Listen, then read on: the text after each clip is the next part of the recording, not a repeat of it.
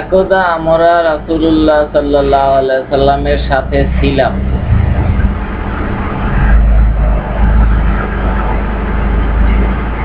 এই সময় তিনি ওমর ইবনে খাত্তাব রাদিয়াল্লাহু আনহুর হাত ধরা অবস্থায় ছিলেন।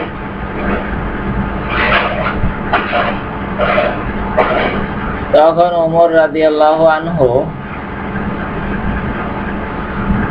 রাসূলুল্লাহ সাল্লাল্লাহু আলাইহি সাল্লামকে বলিলেন, হে আল্লাহর রাসূল, আপনি আমার নিকট আমার প্রাণ ছাড়া সবচেয়ে অধিক প্রিয়।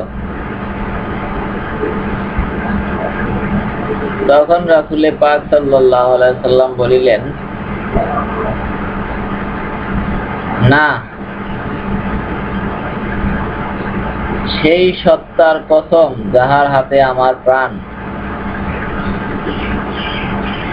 তুমি সেই পর্যন্ত ঈমানদার হইতে পারিবে না যেই পর্যন্ত আমি তোমার নিকট তোমার প্রাণের চাইতেও অধিক প্রিয় না হইব।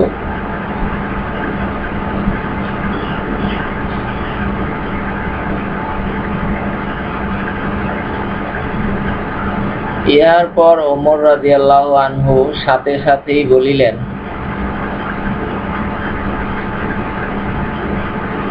আল্লাহর কসম,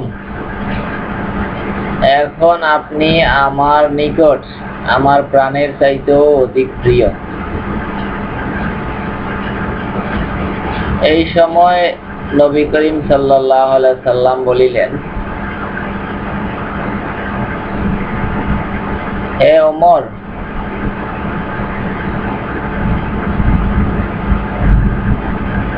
এখন তুমি সেই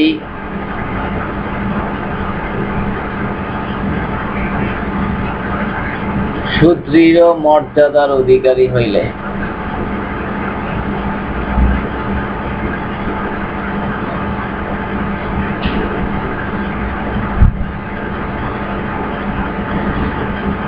আল হাদিস বুখারী শরীফ, হাদিস নাম্বার 6178।